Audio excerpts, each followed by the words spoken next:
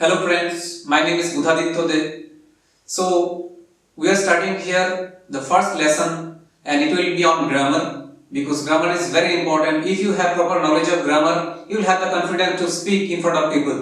अगर आपको सही नॉलेज है ग्रामर के ऊपर तो आप किसी के सामने भी फ्लुएंटली बात कर सकते हैं, कॉन्फिडेंटली बात कर सकते हैं क्योंकि आपको पता है व्हाट यू आर यूजिंग, आप जो यूज कर रहे हैं वो करेक्ट है। सो बहुत सारे टाइम हम लोग डाउटफुली मन में डाउट है कि मेरा सेंटेंस जो मैं बोला या फिर जो बोलने जा रहा हूं वो सही है या गलत है। तो इसके लिए आपको श्योर होना पड़ेगा कि मेरे पास नॉलेज है ग्रामर का, जो सेंटेंस में मैं यूज कर रहा हूं वो करेक्ट फॉर्म ऑफ ऑक्सिलरी है, करेक्ट फॉर्म ऑफ वर्ब है, मैं सही टेंस यूज कर रहा हूं। आपको पहले चीज जो इंग्लिश के लिए बहुत बहुत जरूरी है, जितना भी ग्रामर है, जो भी आप बोल लीजिए, वोकैबुलरी है, जो भी है, first and the foremost thing which you need to develop your skill in English is grammar, and in grammar the very important thing is your tense, मतलब काल, समय।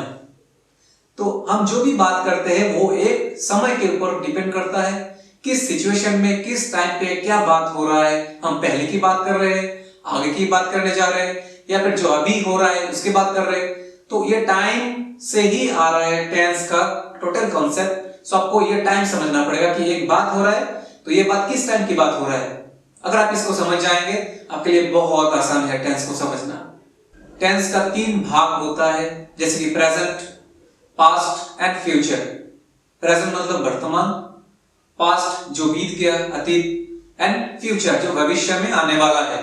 ये जो present, past and future tense है, हर session में आपको 4 सब डिविजन्स मिलेगा। जैसे कि प्रेजेंट में आ जाएगा present indefinite, then present perfect, then present continuous and then present perfect continuous. Same past में भी आएगा, जैसे कि past indefinite, past perfect, past continuous and then past perfect continuous. And future में आएगा future indefinite, future perfect, future continuous and future perfect continuous. तो अभी हम स्टार्ट करेंगे पहला सब डिविजन से, जैसे कि प्रेजेंट इंडेफिनिट टेंस, जो पहला टेंस है। प्रेजेंट इंडेफिनिट टेंस जो हमने स्कूल में पढ़े हैं, जैसे कि आई गो, यू गो, ही गोज, दे गो, ठीक है, कोई प्रॉब्लम नहीं है, बट थोड़ा और चीजें आपको जानने का जरूरत है। मैंने प्रेजेंट इंडेफिनिट टेंस को फर्दर और 4 सेक्शंस में डिवाइड किया है।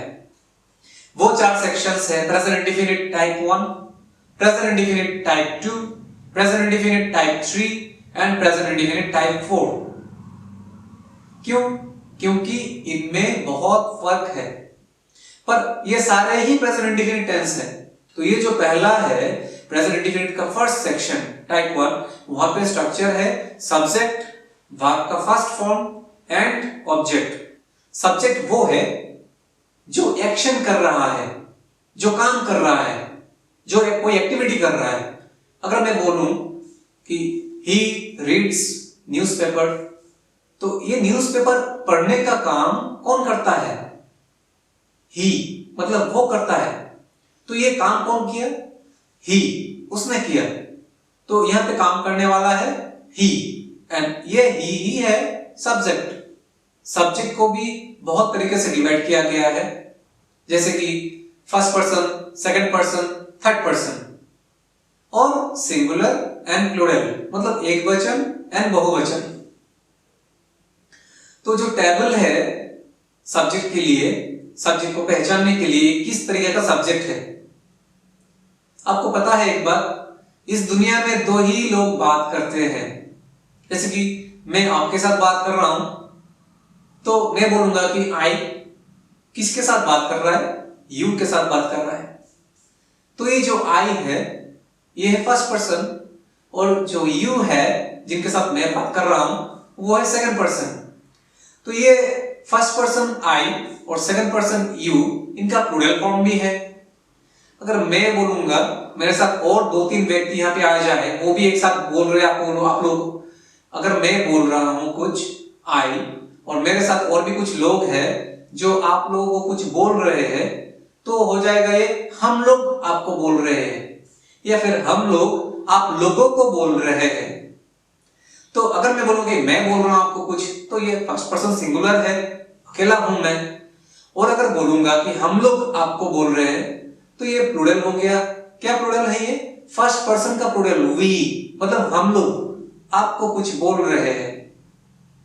तो आपको ये तो सिंगुलर है और आप लोगों को तो ये प्लूरल हो गया। दोनों ही सेकंड पर्सन है, पर एक है सिंगुलर और एक है प्लूरल। पर इंग्लिश में एक ही वर्ड दिया गया है यहाँ पे, यू। तो यू से हम सिंगुलर भी समझ पाएंगे, प्लूरल भी समझ पाएंगे। तो फर्स्ट पर्सन में ये डिफरेंस आ रहा है, मैं होने से आई और हम लोग होने से वी।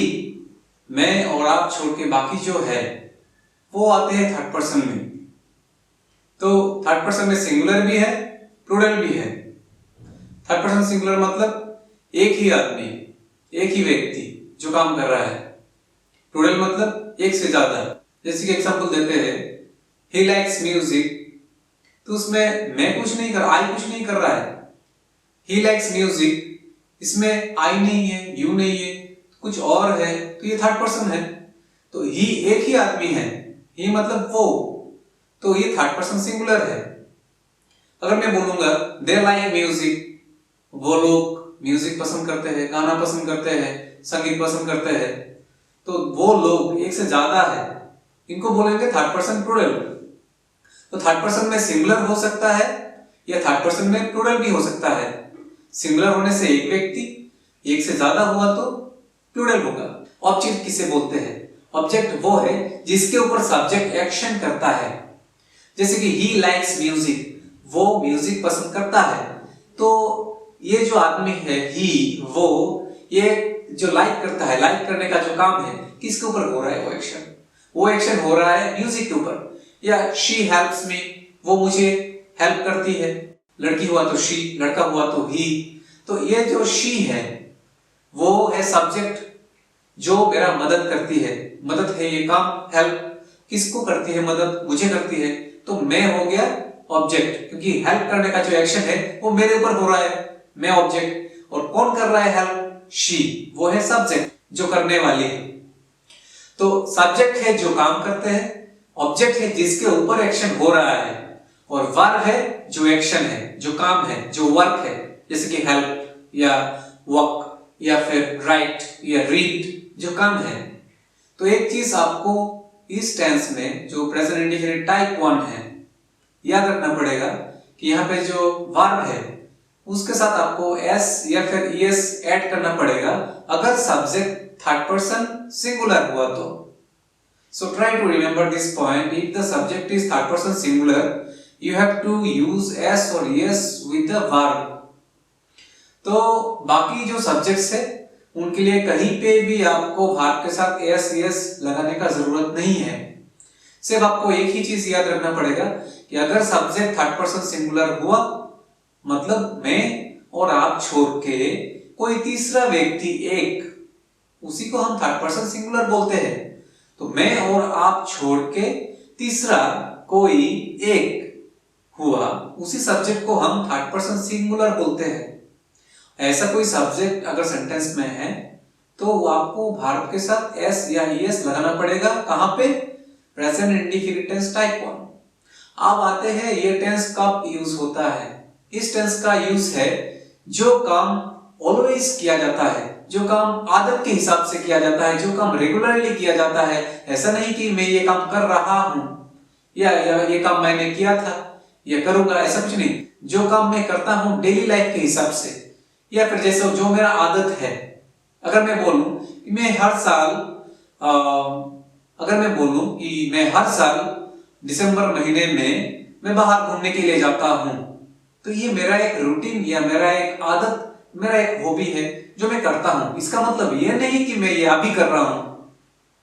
तो ये बहुत ही इंपॉर्टेंट पॉइंट है कि जो हम रिपीटेडली करते हैं, बार बार करते हैं।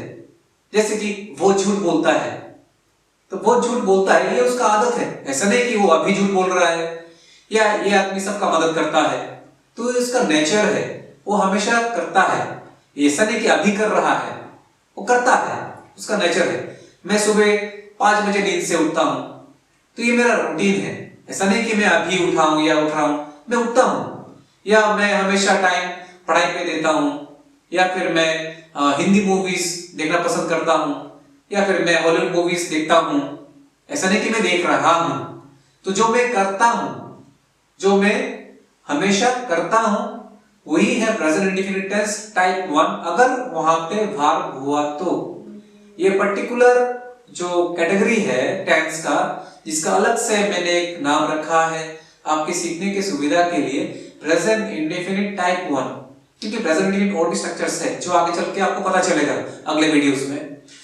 सो आई रीड न्यूज़पेपर, मैं न्यूज़पेपर पढ़ता हूं। ऐसा नहीं कि अभी पढ़ रहा हूं, पढ़ता हूं। सुबह 10 बजे पढ़ता हूं, या फिर डेली पढ़ता हूं, या हफ्ते में एक दिन पढ़ता हूं। तो रिपीटेडली ये काम हो रहा है, ऐसा नहीं कि अभी चल रहा है, बट होता है। तो ये जो मेरा आदत है, जो रिपीटेड वर्क है, आप कौन से न्यूज़पेपर पढ़ते हैं? मैं इंग्लिश न्यूज़पेपर पढ़ता हूं। तो ये मेरा आदत है, ऐसा नहीं कि अभी पढ़ रहा हूं, मैं पढ़ता हूं। तो ऐसे जो बात है, जो होता है, जो रिपीटेडली होता है, ऑलवेज होता है, या समटाइम्स होता है, या कभी नहीं होता। जैसे कि मैं कभी बाहर नहीं जाता रात के टाइम, या फिर जैसे कि मैं कभी टाइम वेस्ट नहीं करता, टाइम बर्बाद नहीं करता। तो ये मेरा आदत है, मेरा रूटीन है। या फिर मैं सुबह 5 बजे वॉकिंग के लिए जाता हूं, तो मेरा आदत है। ऐसे बातों में ही जहां पे एक्शन है, मतलब वर्ब है बातों में, आपके सेंटेंस में वर्ब रहेगा, मतलब कोई वर्ब या एक्शन रहेगा, तभी आपको ये जो पहला कैटेगरी है, जो प्रेजेंट इंडेफिनिट टेंस टाइप 1, वही यूज हो रहा है। इस टेंस का स्ट्रक्चर है subject, first form of verb and object. अगर सब्जेक्ट थर्ड पर्सन सिंगुलर हुआ तो आपको वर्ब के साथ एस या फिर ईएस ऐड करना है, अदरवाइज नहीं करना है। और सब्जेक्ट थर्ड पर्सन सिंगुलर ये कैसे आप पहचानेंगे? अगर वो काम करने वाला व्यक्ति यू एंड आई छोड़ के तीसरा कोई एक है, जैसे कि ही, शी, राम, रहीम वगैरह वगैरह, उसी को हम बोलेंगे थर्ड पर्सन सिंगुलर, क्योंकि वो आदमी एक है। अगर मैं बोलूंगा माय फादर, ये थर्ड पर्सन सिंगुलर है, क्योंकि वो आई नहीं है, यू नहीं है, एक है, और आप और मैं छोड़ के तीसरा कोई एक है। या फिर my friend, his friend, your friend, जो भी हो। योर फ्रेंड मतलब आपका दोस्त, आप तो नहीं है, आपका दोस्त है।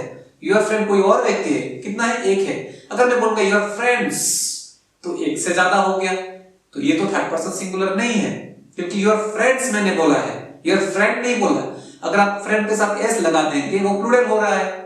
या फिर माय फ्रेंड्स, तो या फिर द स्टूडेंट्स एस लगा रहे हैं, तो ये प्लूरल हो रहा है, ये थर्ड पर्सन सिंगुलर नहीं है। थर्ड पर्सन है बट सिंगुलर नहीं है, अगर एस लग गया तो इसी तरह आपको ध्यान रखना पड़ेगा कि सब्जेक्ट जो है वो क्या थर्ड पर्सन सिंगुलर है। अगर हुआ तो आपको वर्ब के साथ एस या फिर ईएस लगाना पड़ेगा। अगर थर्ड पर्सन सिंगुलर नहीं है, कोई भी हो, तो आपको एस ईएस नहीं लगाना है।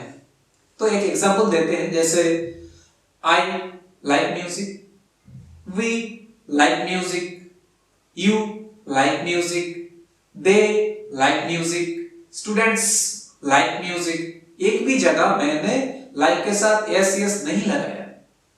इसका रीजन है, आई जो मैंने यूज किया था सब्जेक्ट, वो फर्स्ट पर्सन सिंगुलर है, थर्ड पर्सन सिंगुलर नहीं है।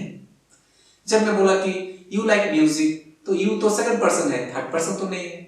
जब मैं बोला कि दे like music, they third person है, सिंगुलर तो नहीं है। थर्ड पर्सन भी होना पड़ेगा, सिंगुलर भी होना पड़ेगा। तो दे जो है वो लोग, एक से ज्यादा है, इसलिए दे, THEY, दे, ये तो थर्ड पर्सन है पर सिंगुलर नहीं है, प्लूरल है, एक से ज्यादा है। तो इसके लिए भी हम पार्ट के साथ एस नहीं लगा सकते।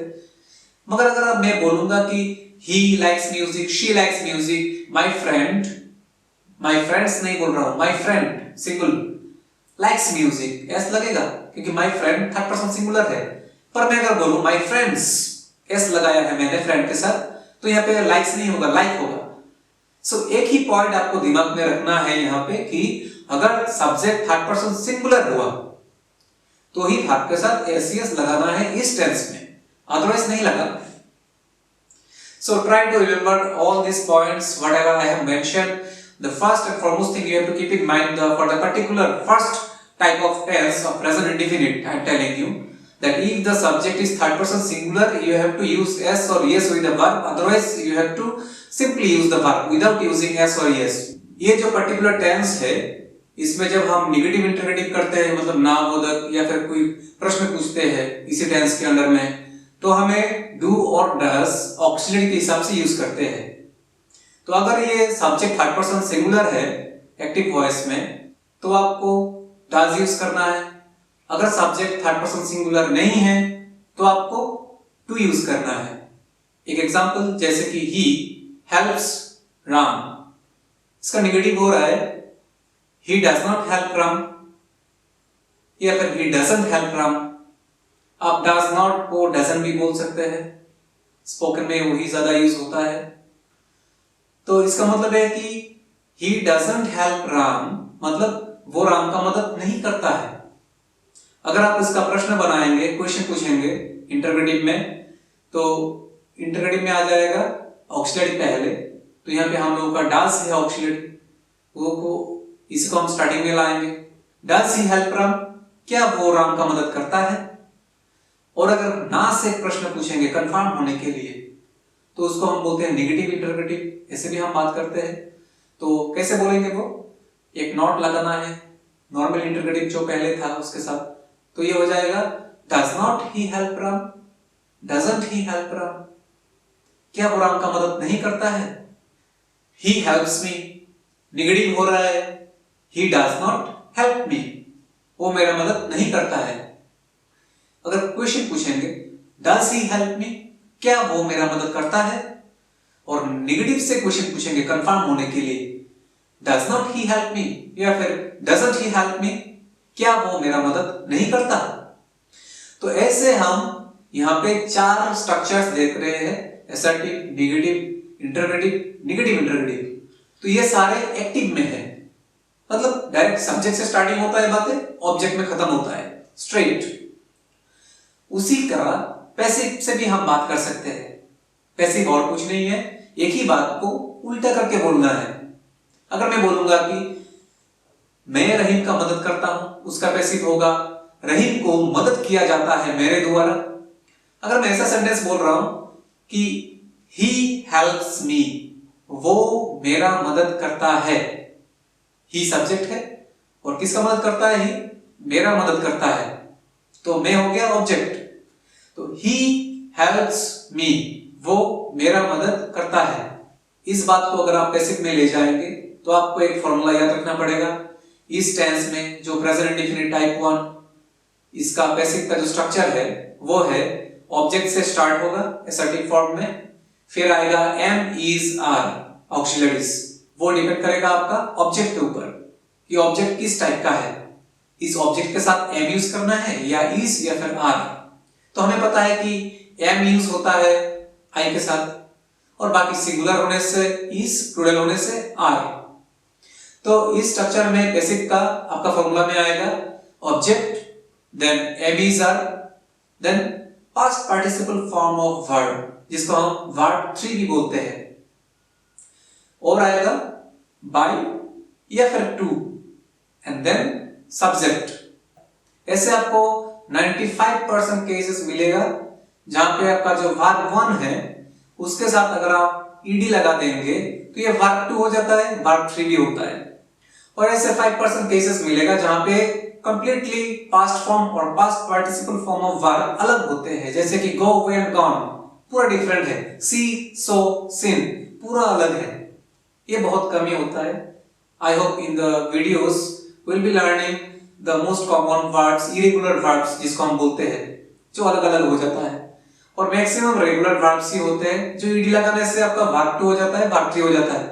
ईडी किसके साथ लगाना है, वर्ब 1 के साथ लगाना है, तो ये आपका वर्ब 2 भी हो जाता है, वर्ब 3 भी हो जाता है according to the need you can use in the particular sentence और टेंस। सो बाय जो है उसका मतलब है द्वारा, किसके द्वारा किया गया है, उसके द्वारा, द्वारा। और टू होता है जैसे कम टू मी, मेरे पास आओ। एक्टिव टू पैसिव आपको चार्ट मिलेगा जो चेंजेस होता है, जैसे कि आई होने से वो बदल के हो जाता है मी, सब्जेक्ट हो या ऑब्जेक्ट हो रिवर्स हो जाता है। या अगर ये आई होने से ये हो जाएगा बदल के मी, ही होने से हो जाएगा हिम, शी होने से हर, दे होने से देम, वी होने से आस, यू बदलता नहीं है, सेम रहता है। या फिर किसी का नाम जैसे कि राम, रहीम, श्याम, ये सेम रहता है, ये बदलता नहीं है। कभी कभी हम क्वेश्चन में हु यूज करते हैं तो हु यूज जो करते हैं हम, वो अगर बदल जाएगा तो हो जाएगा active to passive by whom. तो आप देखिए मैंने जो सेंटेंस बोला था ही हेल्प्स मी, वो मेरा मदद करता है, तो पैसिव में हो रहा है I am helped by him. तो इसका मतलब क्या है, मेरा मदद किया जाता है उसके द्वारा। एक एग्जांपल लेते हैं जहां पे पैसिव वॉइस में बाय यूज नहीं होता है, टू यूज होता है, तो आपको पता चलेगा कहां पे बाय और कहां पे टू यूज करना है पैसिव वॉइस में। तो यहां पे जैसे कि एग्जांपल है दे नो हर, वो लोग ये लड़की को जानते हैं, शी वहां से आया है हर, तो दे नो हर, वो लोग इसे जानते हैं। दे सब्जेक्ट है, हर है ऑब्जेक्ट, नो है वर्ब KNOW, जिसका वर्ब टू है न्यू KNEW, और वर्ब 3 मतलब पास्ट पार्टिसिपल फॉर्म है नोन KNOWN, जो पैसिव में यूज होगा। तो एक्टिव में यूज हो रहा है दे नो हर, यहाँ पे नोज नहीं हो रहा है क्योंकि दे थर्ड पर्सन है, बट प्लूरल तो यहाँ पे वर्ब के साथ एस नहीं है एक्टिव वॉइस में, क्योंकि यहाँ पे वर्ब के साथ एस नहीं है एक्टिव वॉइस में, क्योंकि सब्जेक्ट थर्ड पर्सन सिंगुलर नहीं है, थर्ड पर्सन है बट सिंगुलर नहीं है। तो दे नो हर, इसका नेगेटिव हो रहा है दे डू नॉट नो हर। अगर प्रश्न पूछेंगे तो होगा डू दे नो हर, या negative interrogative don't they know her, क्या वो लोग उसे नहीं जानते। और अब पैसिव में आइए, तो हर जो ऑब्जेक्ट है वो पहले आएगा पैसिव में। मैं आपको बोला है कि ऑब्जेक्ट एमिसर कोई भी एक यूज होगा, फिर वर्ब का थर्ड फॉर्म मतलब past participle form, and then subject. तो यहाँ पे देखिए ऑब्जेक्ट है हार्ड, तो वो शी हो जाएगा, हार्ड से शी। उसके बाद एमिसर ऑक्सिलरी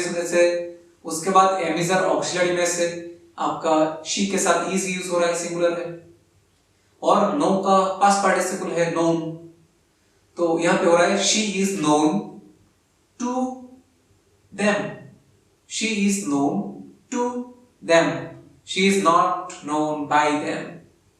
बाय यूज नहीं होगा, मतलब क्या है देखिए, वो उनके परिचित है, उनके द्वारा परिचित नहीं है। बाय मतलब द्वारा, अगर आप यूज करेंगे कि वो उनके द्वारा परिचित है, ऐसा नहीं बोलते हैं हम हिंदी में भी, तो हम ऐसा बोल रहे हैं वो उनके परिचित है, आप मेरे परिचित है, you are known to me, आप मेरे द्वारा परिचित नहीं है, ऐसा नहीं बोलूंगा कि यू आर नोन बाय मी। तो यहाँ पे स्पेशली मैं आपको बोल रहा हूं जहां पे आपको नोन यूज हो रहा है पैसिव वॉइस में, वर्ब 3 नो से नोन आ रहा है, कभी भी वहां पे बाय यूज नहीं होगा। पर्टिकुलर इंस्टेंस में टाइप 1 प्रेजेंट इंडेफिनिट, कुछ सिचुएशंस है वो पूरा डिफरेंट स्ट्रक्चर होता है, आगे चल के आपको पता चलेगा। तो अभी जो मैं फिलहाल बोल रहा हूं वो आप फॉलो कीजिए कि नोन के साथ टू ही हो रहा है, आगे चल के भी होगा, बट अगर टेंस अलग होगा, स्ट्रक्चर अलग होगा, तो नोन के साथ भी टू हो सकता है, ऐसे स्ट्रक्चर में कभी नहीं होगा प्रेजेंट इंडेफिनिट टाइप 1 जहां पे वर्ब है। सो इसका पैसिव क्या हो रहा है, she is known to them, they say them. Negative of passive हो रहा है she is not known to them, वो उनकी परिचित नहीं है। इंटरगेटिव प्रश्न होगा is she known to them, क्या वो उनके परिचित है। और नेगेटिव इंटरगेटिव में आएगा ना से प्रश्न पूछना है कंफर्म करने के लिए क्या वो उनका परिचित है, तो ये आ रहा है isn't she मतलब is not she known to them, क्या वो उनका परिचित नहीं है। सो ऐसे 8 तरीका है, पिछले वीडियो में भी मैंने बताया है, अगर आपने नहीं देखा तो आप देख लीजिए। हम जो सेंटेंस बोलते हैं कोई भी भाषा में, कोई भी लैंग्वेज में, we use 8 structures in different situations according to need। हम ये 8 तरीके के सेंटेंस हम ऑलवेज बोलते हैं, कब कौन सा जरूरत पड़ जाए आपको जानना चाहिए, आपको फ्लुएंट होना चाहिए, दिमाग में फट से आना पड़ेगा। तो ये एक रेगुलर कुछ दिन का प्रैक्टिस की बात है, जब ये दिमाग में सेट हो जाएगा आपको कोई प्रॉब्लम नहीं आएगा, कोई दिक्कत नहीं आएगा। तो ये 8 फॉर्म क्या है, एक्टिव का एसर्टिव, एक्टिव का नेगेटिव, एक्टिव का इंटरोगेटिव, एक्टिव का नेगेटिव इंटरोगेटिव। फिर आइए पैसिव में, सेम पैसिव में एसर्टिव, पैसिव में नेगेटिव, पैसिव में इंटरोगेटिव, पैसिव में नेगेटिव इंटरोगेटिव। बहुत सारे बातें ऐसा होता है कि पैसिव में होता है पर हमें रूल पता नहीं है या हम हैबिचुएटेड नहीं है, तो हम उसको एक्टिव में बोल देते हैं। पर मेरा दिमाग में जो थिंकिंग था वो पैसिव में था। जैसे मैं बोल रहा हूं एक सेंटेंस, मुझे तो बताया नहीं गया इस बारे में, ये तो पैसिव सेंटेंस है। बहुत सारे लोग यहाँ पे एक्टिव वॉइस यूज कर रहे हैं, you have not informed me, you have not inform me का मतलब है आपने मुझे बताया नहीं। ये दूसरा टेंस है, मैं जो एग्जांपल दे रहा हूं अभी, प्रेजेंट परफेक्ट टेंस है। तो आपने मुझे बताया नहीं, you have not inform me, पर मेरे दिमाग में ये था, मुझे तो बताया नहीं गया था, वो होना चाहिए था I have not been informed. तो पूरा डिफरेंट है। जब तक आपका दिमाग आपके लैंग्वेज के साथ कनेक्ट नहीं हो रहा है इजीली, तब तक आपका फ्लुएंसी कभी नहीं आएगा, आप कंफर्टेबल नहीं फील करेंगे किसी के साथ बात करते हुए।